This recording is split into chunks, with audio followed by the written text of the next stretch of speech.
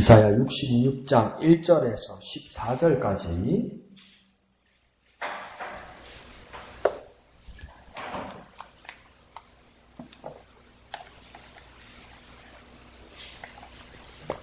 이사야 66장 1절에서 14절까지 다 같이 한 음성으로 읽겠습니다. 시작! 여호와께서 이와 같이 말씀하시되 하늘은 나의 보좌요 땅은 나의 발판이니 너희가 나를 위하여 무슨 집을 지으랴? 내가 안식할 초소가 어디랴?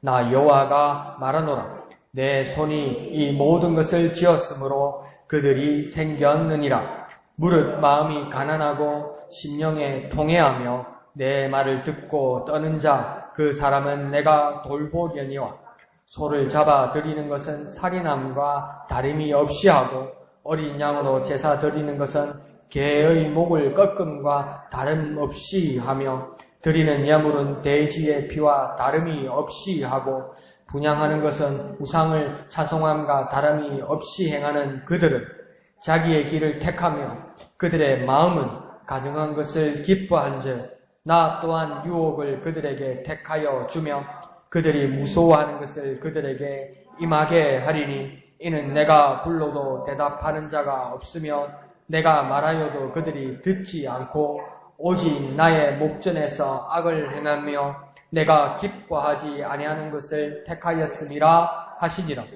여호와의 말씀으로 말미암아 떠는 자들아 그의 말씀을 들을지어다. 이르시되 너희 형제가 너희를 미워하며 내 이름으로 말미암아 너희를 쫓아내며 이르기를 여호와께서는 영광을 나타내사 너희 기쁨을 우리에게 보이시기를 원하노라 하였으나 그들은 수치를 당하리라 하셨느니라. 떠드는 소리가 성읍에서부터 들려오며 목소리가 성전에서부터 들리니 이는 여호와께서 그의 원수에게 보응하시는 목소리로다. 시온은 진통을 하기 전에 해산하며 고통을 당하기 전에 나말을 낳았으니 이러한 일을 들은 자가 누구이며 이러한 일을 본 자가 누구이냐? 나라가 어찌 하루에 생기겠으며 민족이 어찌 한순간에 태어나겠느냐? 그러나 시온은 진통하는 즉시 그 아들을 순산하였도다. 여호와께서 이르시되 내가 아이를 갖도록 하였은즉 해산하게 하지 아니하겠느냐? 네 하나님이 이르시되 나는 해산하게 하는 이인즉 어찌 태를 닫겠느냐 하시니라. 예루살렘을 사랑하는 자들이여 다 그 성읍과 함께 기뻐하라. 다 그 성읍과 함께 즐거워하라. 그 성을 위하여 슬퍼하는 자들이여 다 그 성의 기쁨으로 말미암아 그 성과 함께 기뻐하라. 너희가 젖을 빠는 것 같이 그 위로하는 품에서 만족하겠고 젖을 넉넉히 빤 것 같이 그 영광의 풍성함으로 말미암아 즐거워하리라.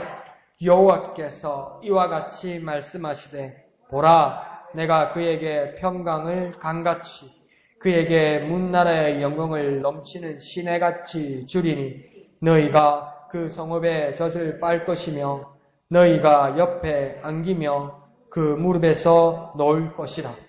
어머니가 자식을 위로한 같이 내가 너희를 위로할 것인즉 너희가 예루살렘에서 위로를 받으리니 너희가 이를 보고 마음이 기뻐서 너희 뼈가 연한 풀의 무성함 같으리라.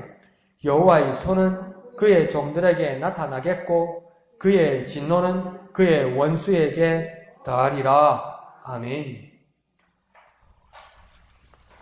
자, 이사야서 전체가 66장으로 되어 있습니다. 그래서 오늘 마지막 장의 전반부를 보게 되고 이제 나머지 66장의 마지막 부분을 보게 되면서 이 이사야서의 마지막 모든 것이 마무리가 됩니다. 그런데 우리가 이사야서를 이렇게 묵상하다가 보면 야, 이게 정말 구약 성경이었나? 이게 연서였나? 이런 마음이 들 때가 있을 거예요. 이상한데 이거 어제 신약 성경에서 방금 갔는데 아리까리한데 뭐가 헷갈리는데 이런 마음이 들 때가 있을 거예요. 그게 왜 그러냐면 4복음서 중에 처음 시작했던 마태복음서가 뭐냐면 그 복음서 중에서도 예수님의 행적을 기록하면서도 누구를 상대로 이 복음서를 썼냐면 유대인들을 상대로 이 복음서를 쓰는 것이 마태복음입니다. 그러면 유대인들을 이 복음을 통해서 예수 그리스도를 영접하게 하기 위해서는 마태는 어떤 영감과 어떤 생각을 했냐면 구약 성경에 오실 메시아에 대해서 그 많은 예언을 하는데 그 예언이 이루어진 것, 우리가 그렇게 보고자 하고 듣고자 하던 자가 이루어진 것이 이 예수의 시대에 이루어졌다는 것을 증명하고 증거해야 되거든요. 그래서 마태복음이 구약 성경 적용 인용을 되게 많이 합니다. 그 중에서 마태복음이 무엇을 제일 많이 인용했냐면 이 이사야서를 많이 인용을 합니다. 그러니까 평생 살다 이사야서를 제대로 한번 읽어본 적이 없는데도 마태복음 읽다가 말았는데도 많이 가봤자 요한복음까지 읽고 말았는데도 아유 이사야서 어디서 많이 본 것 같은데 그거는 뭡니까? 마태복음서를 좀 봐서 그런 겁니다. 그렇게.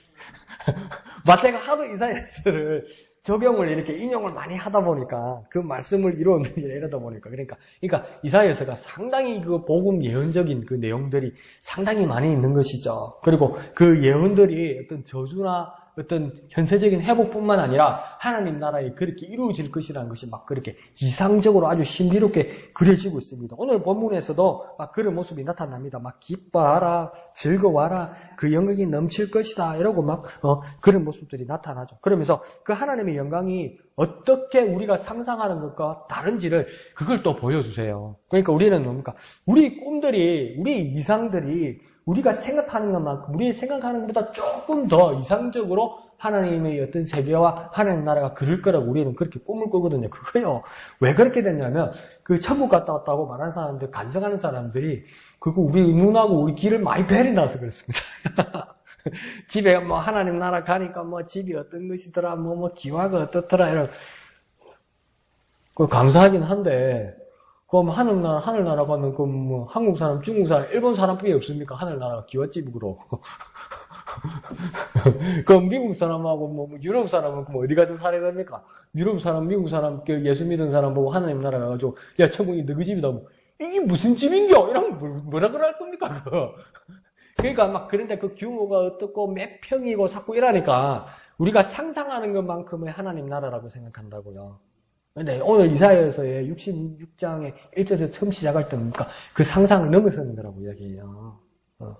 그래서 1절을 보면 뭐라고 이야기하냐면 사람이 이뤄놓은 문화들이 얼마나 왜소하고 얼마나 작은지를 하나님 말씀합니다. 너희가 상상하는 것, 너희가 이뤄놓은 그 거대한 것들라고 생각하는 그것들이 얼마나 왜소하고 작은 것인 줄 아느냐? 하나님 그런 식으로 말합니다. 그래서 1절에 뭐라고 이야기하냐면 하늘은 하나님의 보좌요 이렇게 얘기합니다. 하늘은 하나님이 좌정하시는 곳이고 그 다음 끝에 땅은 뭐라고 하냐면 하나님의 발판에 불과하다 이 말입니다. 그러니까 하늘이 하나님의 보좌니까 야 위대하고 땅은 하나님의 발판이니까 정말 위대해 이렇게 말하는 게 아니고 그냥 그 넓은 하늘 있잖아요. 그 끝도 없는 하늘 끝이 어디입니까 여러분? 모르잖아요. 손가락 끝을 내도 모르잖아요. 그 끝도 없는 아무리 그 똑똑하다는 천체 물리학자들이 아무리 계산을 해봐도 하늘의 끝이 어디 있는지를 모르잖아요. 근데 그 정도로 넓고 그 정도로 깊고 막 그 정도로 엄청난 곳에 하나님의 그냥 그 의자 하나 날 정도밖에 안 된다는 겁니다. 이게 사람들은 그렇게 상상하는데 그렇게 위대하고 정말 끝도 없는 우주라고 생각하는데 하나님은 그렇게 하나님 보좌밖에 안 된다고. 땅은 뭐라고 얘기했습니까? 하나님의 발판이다. 이게 우리식으로 말하면 뭘까? 이 발판이 뭐냐면요. 우리나라 그 개인 집들 보면 대돌에 뭐 놨습니까? 네, 신발 놨는 데라 아닙니다. 신발 놨는 데, 발 놨는데, 신발 놨는데. 그러니까 대청마루 이렇게 옛날 집들이 좀 높잖아요. 그죠? 그 올라가는데, 그걸 돌 반들반들 그 신발 놓는 자리라고요. 그거밖에 안 된다고요. 거기다가 집 짓고 저 푸른 초원 위에 그림 같은 집을 짓고 짜자자자 사도 그 하나님 신발 놨는 데밖에 안 된다고요. 근데 그게 어떻고 어떤 모양이고 막 멋지게 지어놔봤자, 멋지게 만들어봤자, 그거 뭡니까? 하나님 발판밖에 안 된다. 대돌밖에 안 된다. 그런데 어찌 하나님 이런 말입니다. 어찌 그런데 너희는 하나님을 위하여 나 하나님을 위하여 무슨 집을 짓느냐? 나 하나님 위해서 집을 짓는다고. 그리고 하나님 이해가 안 가는 거예요. 우리도 하나님 이해를 잘 못하지만 하나님 우리가 생각하는 궁리하는 거 보면 하나님 야 너희들이 말하고 너희들이 계획하는 게 좀 이해가 안 가는데 이렇게 이야기하는 거예요. 그러니까 그 요한복음에 보면 막 그 변화산에 베드로, 야고보, 요한 데리고 예수님이 올라가시잖아요. 올라가면 정신을 차리고 있든지 하여튼 그래서도 또 자네?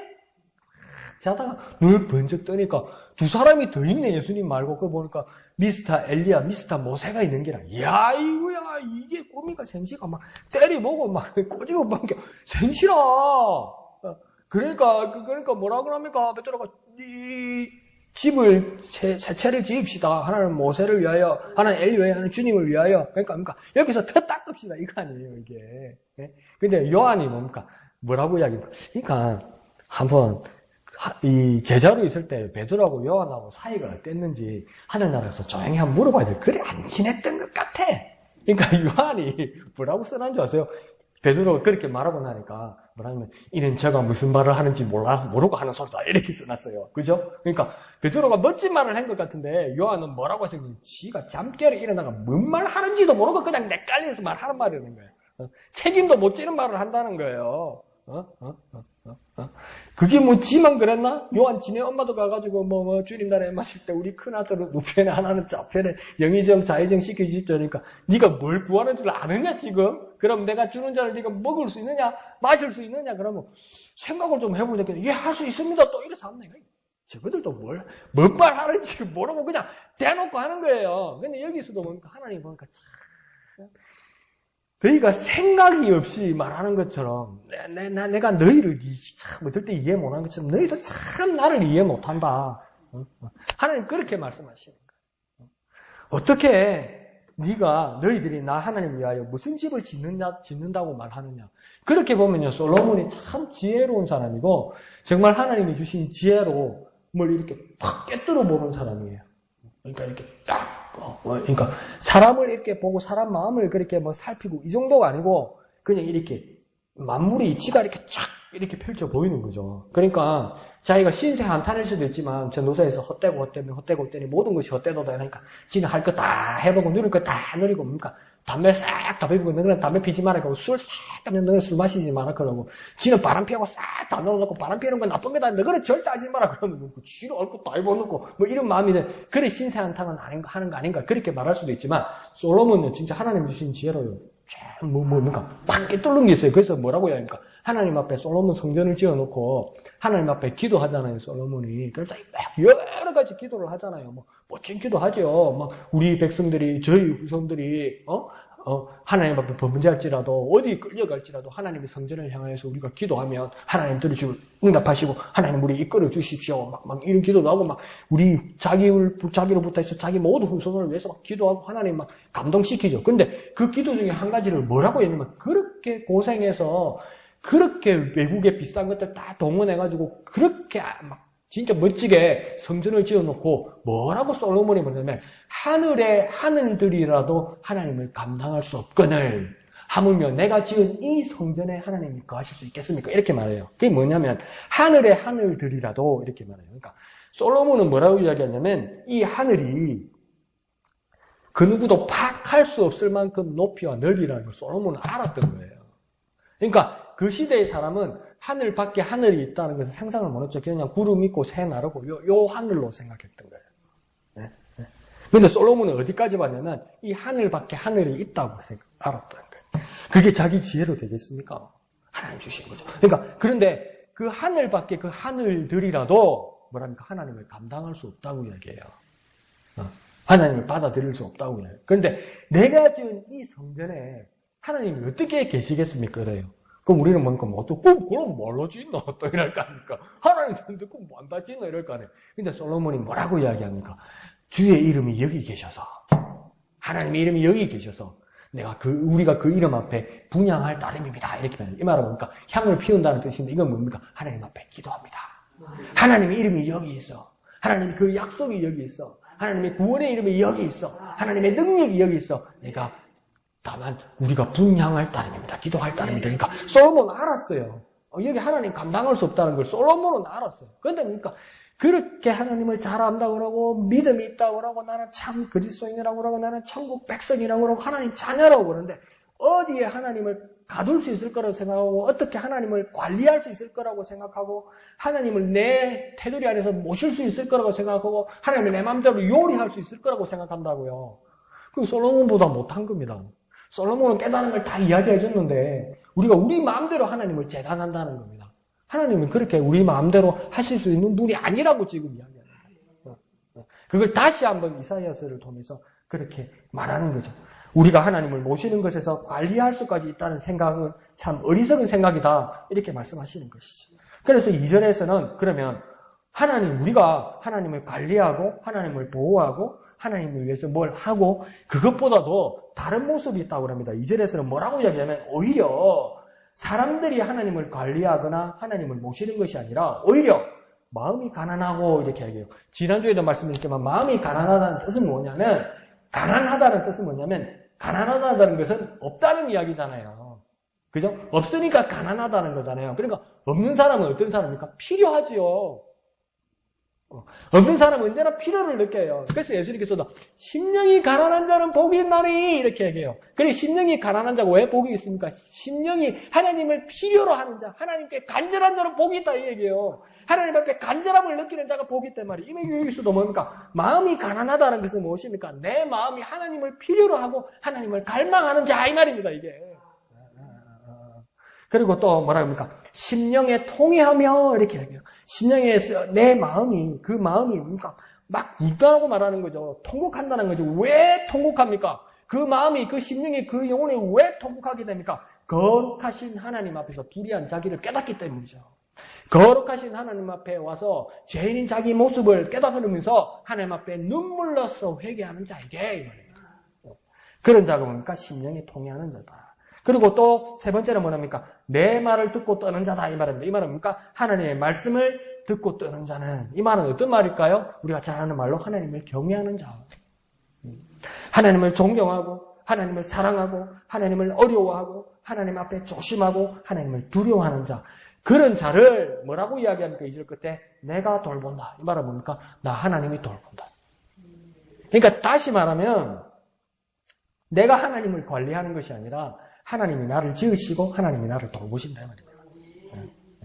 자꾸 우리가 하나님을 위해서 뭘 한다고 그러면서 무엇을 빛을 내기를 원하고 무엇을 자랑하기를 원하고 내가 하나님을 위해서 교회를 위해서 우리 공동체를 위해서 내가 뭐 한다고 내가 뭘 하고 있다고 말할 때 뭐라고 그러니까 하나님 에이 네가 뭘 얼마나 한다고 이렇게 물어보는 거예요. 내가 하나님이 너희가 이해가 안 가서 그러는데 네가 나를 위해서 뭘 하고 있다고 하는 거니? 이렇게 물어보는 거예요. 아니지 않느냐? 내가 너희를 위해서 너희를 돌보고 있는 것이 아니냐? 내가 너를 지었고 너희를 돌보는 것이 아니냐? 이렇게 말씀하시는 것이죠. 하나님 우리를 지으시고 하나님 우리를 돌보시는 것입니다. 한번 해볼까요? 내가 하나님을 관리하는 것이 아니라 하나님이 나를 지으시고 돌보신다. 내가 하나님을 관리하는 것이 아니라 하나님이 나를 지으시고 돌보신다. 그러니까 우리 기도가 어떻게 되어야 되겠습니까? 내 심령이 가난하고 내 심령이 통회하고 내가 하나님을 경외함으로 하나님 앞에 나오니 하나님 나를 지으시고 하나님 나를 돌보아 주시옵소서. 하나님 나를 지켜주시옵소서. 그렇게 간절히 기도하는 저와 여러분 되시기를 부탁드립니다. 나를 지으시고 돌보시는 하나님, 나를 지으시고 돌보시는 하나님, 그렇게 하나님 앞에 믿음을 고백하는 저와 여러분 되시기를 부탁드립니다. 한번 해볼까요? 나를 지으시고 돌보시는 하나님, 나를 지으시고 돌보시는 하나님, 그 하나님 앞에 우리의 믿음을 고백하는 저와 여러분 되시기를 부탁드립니다. 이 시간 기도하실 때 하나님 나를 지으신 하나님, 나를 돌보시는 하나님 나를 지으시고 돌보시는 하나님, 나와 함께 하시고 나를 지켜주시옵소서. 내가 하나님을 관리하는 것이 아니라 나를 지으시고 나를 돌보시는 하나님 앞에 내 믿음을 고백하고 하나님 앞에 의탁하는 우리가 되게 역사하여 주시옵소서. 주님의 이름 크게 한번 부르고 다 같이 기도합니다. 주여! 나를 지으시고 나를 돌보시는 하나님, 나를 지으시고 나를 돌보시는 하나님, 내가 주님을 의지합니다. 내가 주님을 의지합니다. 나를 지으시고 나를 돌보시는 하나님, 내가 하나님을 관리하는 것이 아니라 나를 지으시고 나를 돌보시는 그 하나님을 의지합니다. 그 하나님을 의지합니다. 그 하나님을 의지합니다. 나를 주시고 나를 돌보시는 그 하나님을 주님을 의지합니다. 주님을 의지합니다. 주님을 의지합니다. 나를 지으신 하나님, 나를 돌보시는 하나님, 나와 함께하여 주시옵소서. 그 주님을 의지합니다. 함께하여 주시옵소서.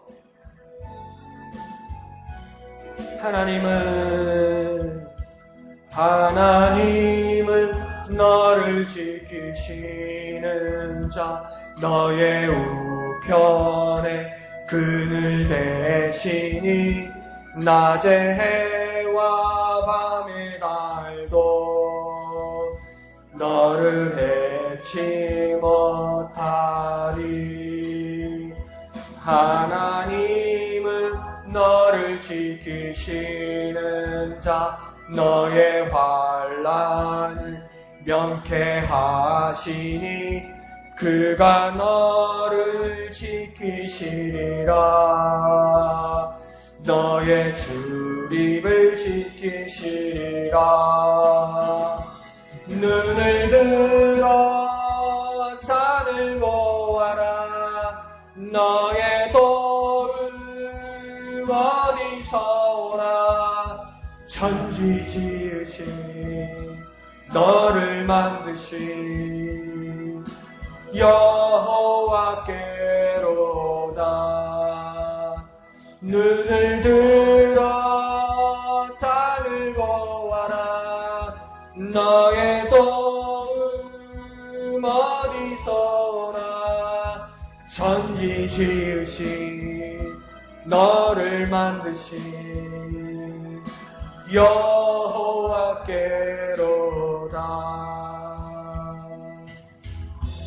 거룩하신 아버지 하나님, 은혜를 감사합니다. 우리의 어리석음을 깨우치게 하여 주옵소서. 우리의 어리석음을 극복하게 하여 주옵소서. 내가 하나님을 관리하는 것이 아니라 하나님이 나를 지으셨고 하나님이 여전히 나를 돌보시고 여태껏 나와 함께 하시는 분임을 깨닫고 고백하는 우리가 되게 하여 주시옵소서. 나를 지으신 하나님, 나를 돌보아 주시고 나와 함께 하여 주시옵소서. 영원히 함께 하여 주시옵소서. 임마누엘 하여 주시옵소서.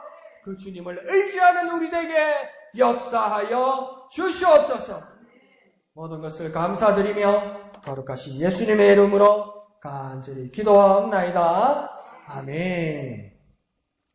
자, 그러면서 오늘 3절부터는 거룩하지 못한 이들의 행동이 그것을 증거하게 된다. 거룩하지 못하다는 것이 무엇이냐? 거룩하지 못한 행동을 통해서 이것이 증거될 것이다. 이렇게 말합니다. 그래서 뭐라고 이야기하냐면 3절에 보면 계속 반복되는 것이 소를 잡아 살인함과 다름이 없이 하고, 또 뒤로 뭐라고 합니까? 제사를 양으로 제사되는 것을 개목을 꺾음과 다름이 없이 하며, 또 예물은 드리는 예물은 돼지 피와 다름이 없이 하고, 분양하는 것은 우상을 찬송함과 다름이 없이 하고. 그러니까 정말 모양은 정말 하나님 앞에 예배하고, 모양은 하나님 앞에 드리고, 모양은 기도하고, 모양은 찬양하고, 모양은 말씀 듣는데 다름없이 하는데 그 마음과 그 실상과 그 본질은 뭡니까? 우상 앞에 서고 외식하고 엉터리로 한다 이거예요. 뜨끔뜨끔하죠 우리가. 그러니까 모양은 그러한데 하나님은 모양만 보는 것이 아니라 그 사람의 본질을 본다는 겁니다. 그러니까 우리끼리는 몰라요. 우리끼리는 몰라요. 그래서 내가 저와 여러분 서로 존중하는 거예요. 속마음을 모르니까. 여러분도 제 쏘가지를 모르니까 목사님 찾는 거예요. 내가 무슨 꿍꿍이가 있지, 무슨 허벅지를 까는지 여러분이 절 모르잖아. 근데 뭡니까? 형식만 보니까 그래도 존중을 해주는 거죠. 근데 하나님은 어떤 분입니까? 내 마음을 보신다는 거예요. 그래서 뭡니까? 다름없이 하고 모양은 다름없이 하는데 본질은 뭡니까? 엉터리로 하는 것, 거짓으로 하는 것, 우상 섬기는 것처럼 하는 것, 그 진심을 하나님께서 밝히 보이신다 이 말입니다. 그러면서 우리는 그러면 이런데 해당되지 않는 것 아닙니까? 목사님, 저는 최소한 그렇게 해당되지는 않는 것 같은데요. 저는 정말 하나님 앞에 예배하고 하나님 앞에 기도하고 하나님 앞에 찬양하고 하나님 앞에 헌신하는데요. 근데 3절 끝에는 뭐라고 하나님께서 못을 한번 탁 박아버리냐면 자기 길을 택하는 것과 그 마음에 가정한 것을 기뻐하는 것을 같이 봅니다. 그러니까 뭐냐면 나는 하나님 앞에 가정하게 행동하지 않는데, 그죠? 내가 하나님 앞에 어떻게 가정하게 행동합니까? 난 상상도 안 하죠. 내가 감히 하나님 앞에 가정하게 행동하고 그랬다가는 내가 하나님 앞에 얼마나 불의한 모습을 보인다는 여러분의 그 믿음과 하나님을 경외하는 그 모습과 하나님을 두려워하는 그 마음이 있지요. 그래서 감히 우리가 하나님 앞에 가정하게 행하지 않지요. 가정하게 행동하면 우리가 큰일 난다는 걸 우리는 알고 있어요. 그죠? 그런데 그게 뭐하고 똑같다고 지금 오늘 이야기를 하냐면 자기 길을 택하는 것하고 똑같다는 겁니다. 그러니까 나는 하나님 앞에 가정하지 않더라도 그 확신이 있더라도 내가 내 뜻대로 내 뜻으로 하나님을 섬기는 것을 택한다면 혹여 한 번씩은 혹여 잘못되면 그게 가정한 거라는 겁니다. 그러니까 복잡하게 말씀 안 드리면 뭐냐면 내가 내 기쁜 뜻으로, 근데 내 좋은 것으로 하는 것이 아니고 내 기쁜 뜻으로 하나님을 섬기는데 그것이 한 번씩 잘못되면 가정한 것이 된다 이 말입니다. 내가 좋은 대로, 근데 내 기쁘게 하는 게 아니고 내가 좋은 대로 그걸 하나님을 섬기는데 쓰는데 그게 하나님의 뜻과 맞지 않으면 그건 하나님 앞에 어떤 거라고요? 가정한 거라고요. 그럼 내가 뭘 주의해야 되느냐? 내가 기뻐하는 대로, 내가 좋아하는 대로 선택하는 것. 이게 위험하다는 겁니다. 내가 좋아하는 대로 하나님을 섬기는 것, 이것조차 때로는 위험하다는 겁니다. 이게 다 누구 좋자고 하는 겁니까? 하나님 좋자고 하는 거지요. 그게요, 위험하다는 거예요, 그게. 내가 알아서 하나님 섬기는 것 같지만 그게 위험하다고 얘기하는 겁니다. 하나님의 뜻을 따라 하지 않는 것, 그걸 지금 뭐라고 이야기하는 겁니까? 가증하다고 말씀하시는 것이죠. 그러니까 다시 정리를 해보면 거룩하지 못하고 불의하고 자기 마음 가는 대로 하고 이것이 가증한 것을 기뻐하는 것입니다. 그러니까 하나님을 기뻐하기 위해서는 내 마음과 내 뜻대로 하는 것이 아니라 하나님이 기뻐하는 것이 무엇이고 하나님의 말씀을 들어야 된다는 것이죠. 그래서 우리가 하나님의 말씀을 떠날 수가 없는 겁니다. 하나님의 말씀을 왜 떠날 수 없냐면 하나님의 마음이 여기 담겨있고 하나님이 뭘 좋아하시고 하나님께서 뭘 싫어하시고 뭘 미워하신다는 것이 하나님의 말씀 안에 있기 때문에 말씀을 떠나면 하나님을 기쁘시게 할 수가 없는 거죠. 그래서 하나님의 마음이 여기 담겨있어 하나님의 기뻐하는 삶으로 살아가는 저와 여러분 되시기를 부탁드립니다. 자, 그러자 4절에 그렇게 거룩하지 못하고 가정하게 행동하는 사람들에 대한 하나님의 보응이 그렇게 나타납니다. 뭐라고 이야기하냐면 4절에 유혹을 그들에게 또 무서워하는 것을 그들에게 임하게 한다 이렇게 이야기합니다. 그러니까 5절을 보면 5절 끝에는 나중에는 뭐랍니까? 여호와의 영광을 그리고 그 기쁨을 기대하고 있지요. 그 왜 여호와의 영광을 그 기쁨을 기대합니까? 가정한 것을 행했는데 무슨 여호와의 영광을 기대하고 그 기쁨을 기대할 수 있습니까? 잘못했잖아요. 하나님 앞에 잘못했잖아요. 그런데 왜 5절 끝에는 이 사람들이 여호와의 영광과 그 기쁨을 기대합니까? 자기는 하나님 앞에 잘했다고 생각하거든요. 왜요? 내가 택한 대로, 내가 좋은 대로 하나님을 섬겼으니까. 내가 좋으면 하나님도 좋겠지 이거죠. 근데 그게 뭡니까? 어떻게 될 거라고 얘기합니까? 수치를 당하리라.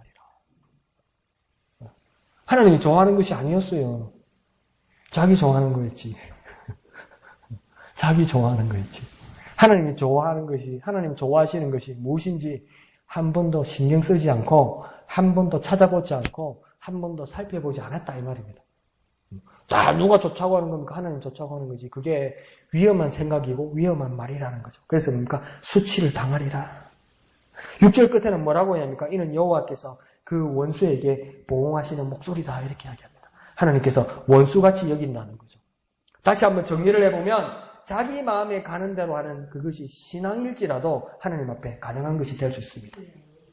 내가 신앙으로 내 마음에 가는 것으로 할지라도 비록 그게 신앙일지라도 그것은 하나님 앞에 가정한 것이 될 수 있습니다. 그러면 결국 하나님께서 나서셔서 수치를 당하게 하고 직접 원수 삼아서 보응하신다 이렇게 말한 겁니다. 이거 일파만파로 번지는 겁니다.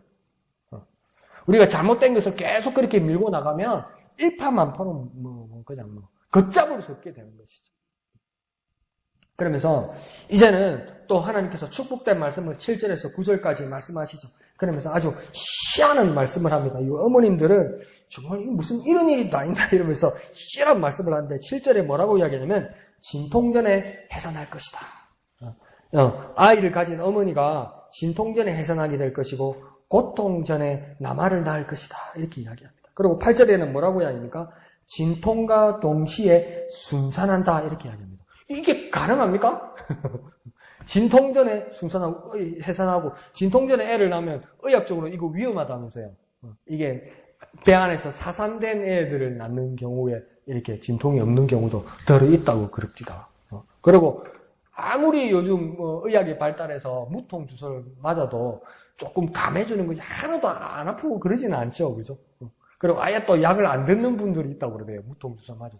근데 이게 뭐 상상도 할 수 없는 말 아닙니까? 무통 주사 맞아도 안 아프다는데 이게 뭡니까? 그리고 하나님께서 창세기에 아담과 하와를 쫓아내시면서 뭐라고 했습니까? 아담에게는 네가 땀을 흘려서 그리고 땀을 흘려서 일을 해 네가 먹을 것이고 또 네가 일하는데 그 밭에서 가시 엉겅퀴가 날 것이라고 이야기했고 여자에게는 뭐랬어요? 네가 해산하는 고통을 받게 될 것이라고 하나님 그렇게 말씀하셨잖아요. 그러니까 여자가 애를 낳는 그 해산 자체는 뭐라고 이야기합니까? 고통이라고 하나님께서 말씀하셨어요.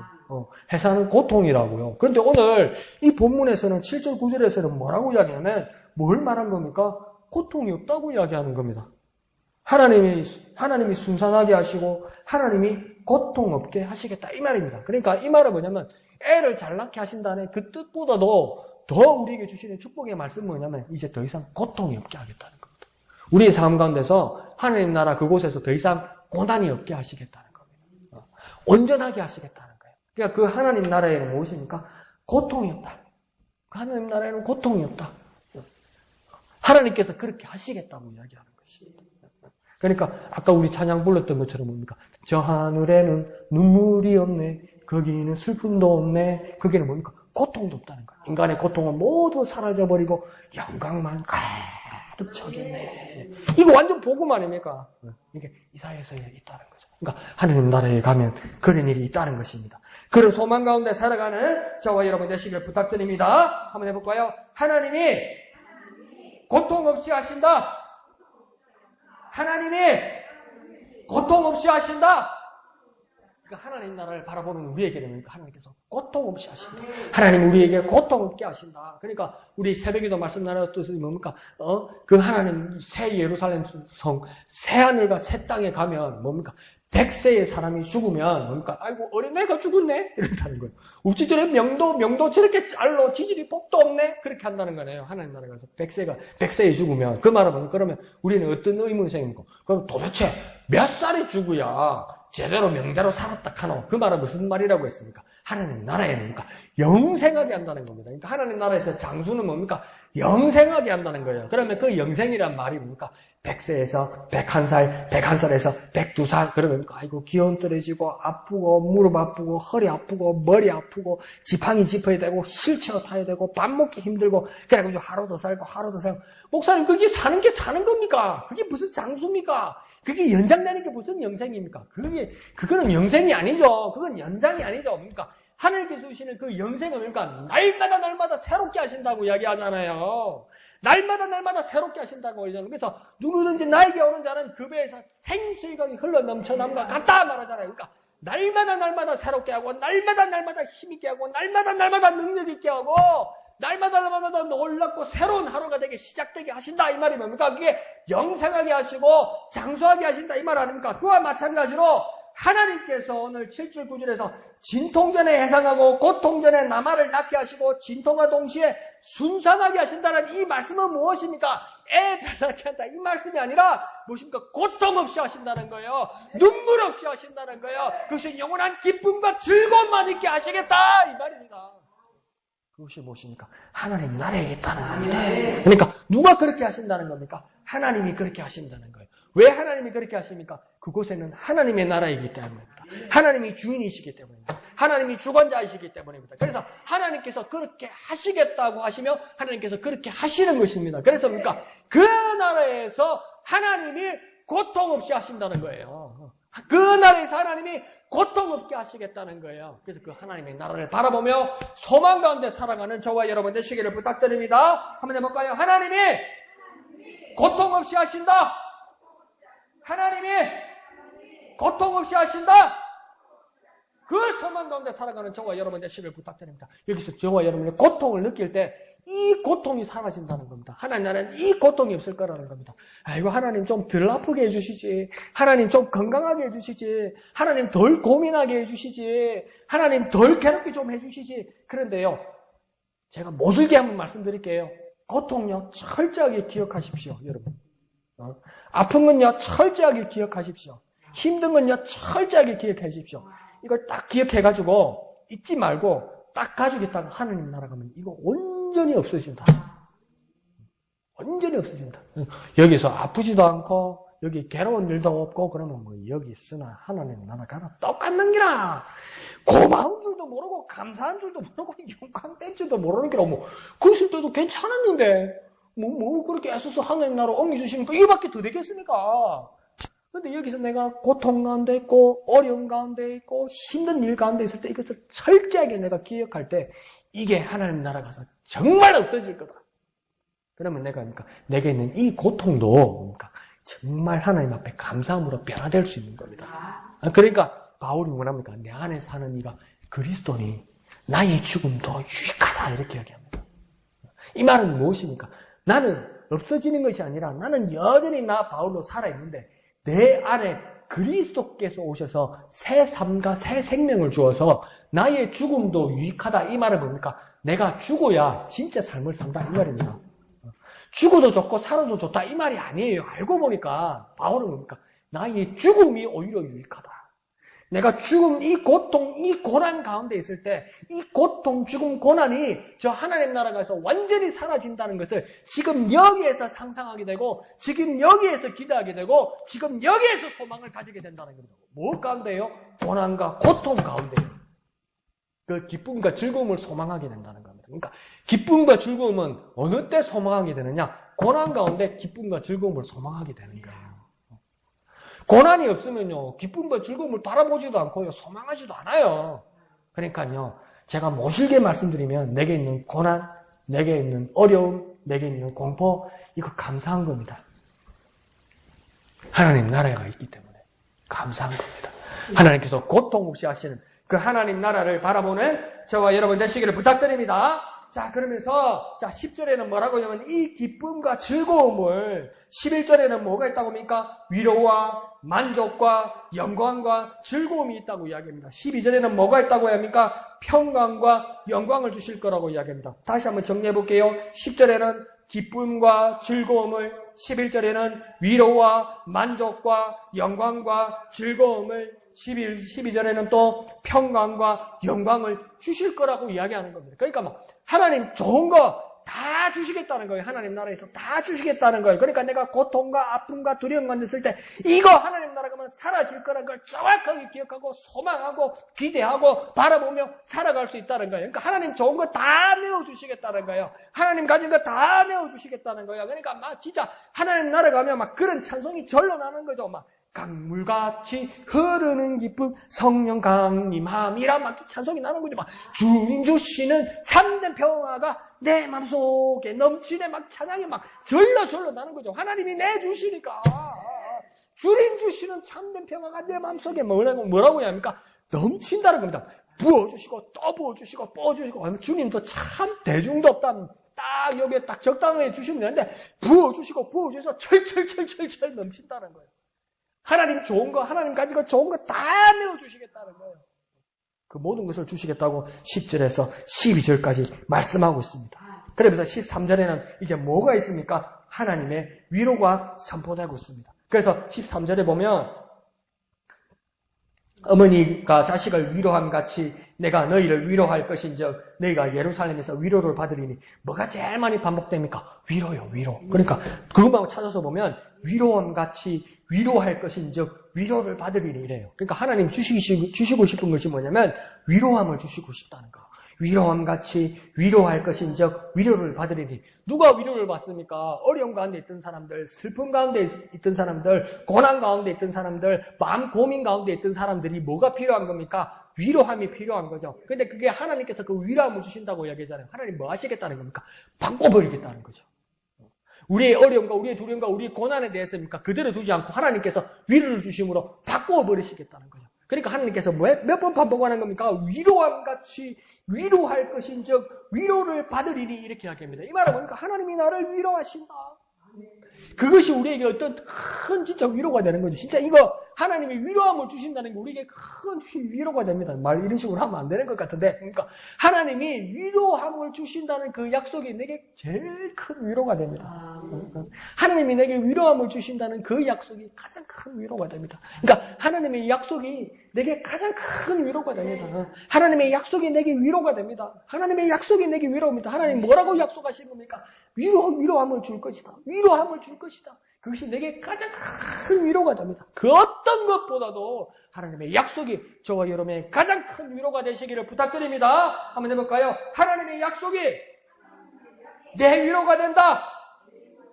하나님의 약속이 내 위로가 된다. 하나님의 약속을 붙들어서 그 하나님의 약속이 여러분의 가장 큰 위로함이 되시기를 거룩하신 예수님의 이름으로 축원드립니다. 하나님의 약속이 내 위로가 된다. 하나님의 약속이 내 위로가 된다. 그 위로함 가운데 사시는 저와 여러분 되시기를 부탁드립니다. 자, 그러면서 마지막 14절에서는 뭐라고 이야기합니까? 너희가 이를 보고 마음이 기뻐서 너희 뼈가 연한 풀의 무성함과 같으리라. 그 다음 뭐랍니까? 여호와의 손은 그의 종들에게 나타나겠고 이렇게 이야기합니다. 그러니까 뭡니까? 하나님의 위로가 13절에 하나님의 위로가 14절에 와서 뭡니까?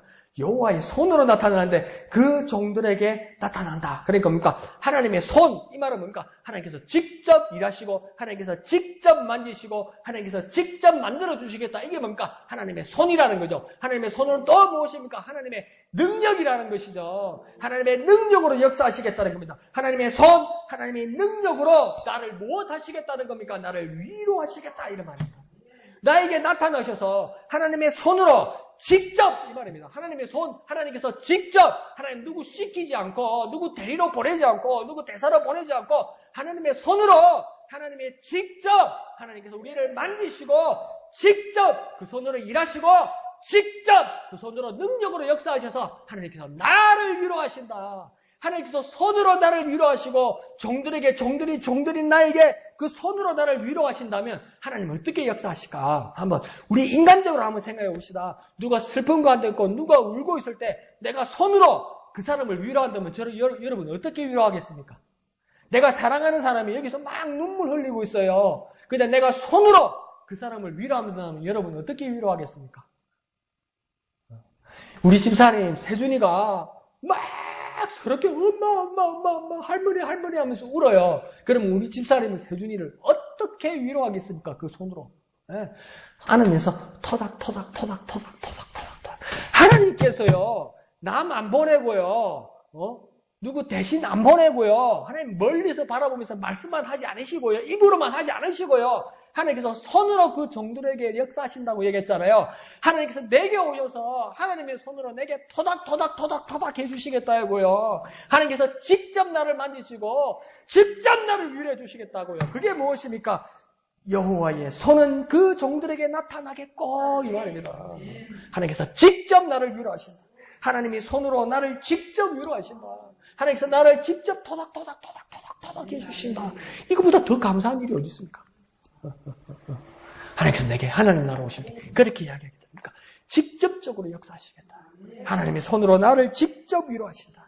그 하나님의 위로의 손을 느끼시는 저와 여러분 되시기를 예수님 이름으로 축원드립니다. 한번 해볼까요? 하나님의 손이 나를 위로하신다.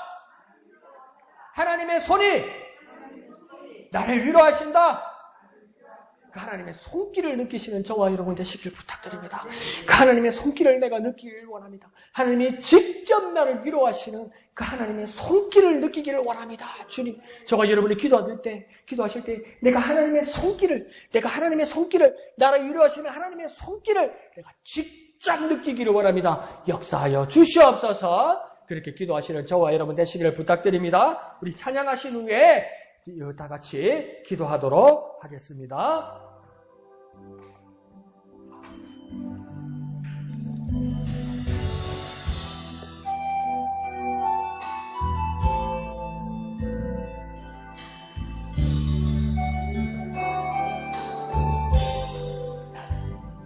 나의 약해 있을 때에도 주님은 함께 계시고 나 소망 잃을 때에도 주님은 내게 오시네. 나 시험 당할 때에도 주님이 지켜주시고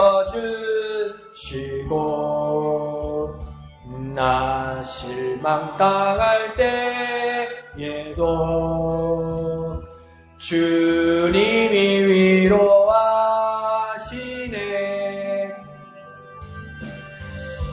주님만이 내 힘이시며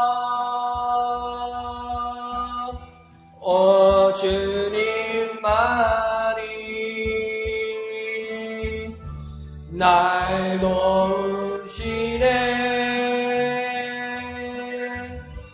오 나의 주님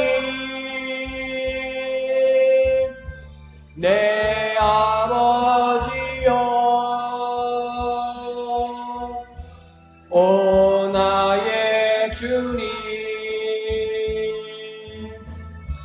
내 사랑이여 나 약해 있을 때에도 주님은 함께 계시고 나 소망 잃을 때에도 주님은 내게 오시네. 나 시험 당할 때에도 주님이 지켜주시고 나 실망 당할 때에도 주님이 위로하시네. 주님만이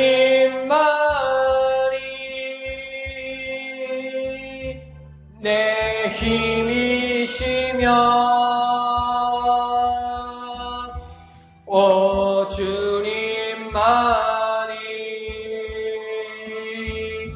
날 도우시네. 오 나의 주님 내 아버지여 오 나의 주님 내 사랑이여. 아멘. 이 시간 다 같이 기도할 때에 하나님의 손이 나를 직접 위로하여 주시옵소서. 하나님의 손이 직접 나를 토닥토닥 그렇게 위로하여 주시옵소서. 그 주님의 위로의 손길을, 하나님의 위로의 손길을 느끼는 우리가 되게 주님 은혜 베풀어 주시옵소서. 주님 이름 크게 한번 부르고 다 같이 기도합니다. 주여. 하나님의 손이 직접 나를 위로하여 주시옵소서. 하나님의 손이 나를 직접 위로하여 주옵소서. 하나님의 손이 나를 토닥토닥 그렇게 위로하여 주옵소서. 하나님의 손이 내 눈에 눈물을 닦아 주시옵소서. 하나님의 손이 내 눈에 눈물을 닦아 주시옵소서. 그렇게 하나님의 손길을 느끼게 하여 주시옵소서. 하나님의 손길을 느끼게 하여 주옵소서. 하나님의 체온을 느끼기를 원합니다. 하나님의 그 손에 체온을 느끼기를 원합니다. 주님 나를 위로하여 주시옵소서. 주님 나를 위로하여 주옵소서. 주님 나를 위로하여 주옵소서. 그 주님의 손길로 나를 위로하여 주시옵소서. 역사하여 주시옵소서. 주님만이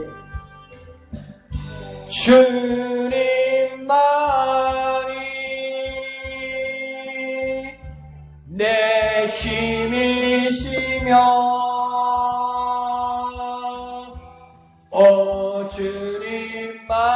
주님만이 날 도우시네. 오 나의 주님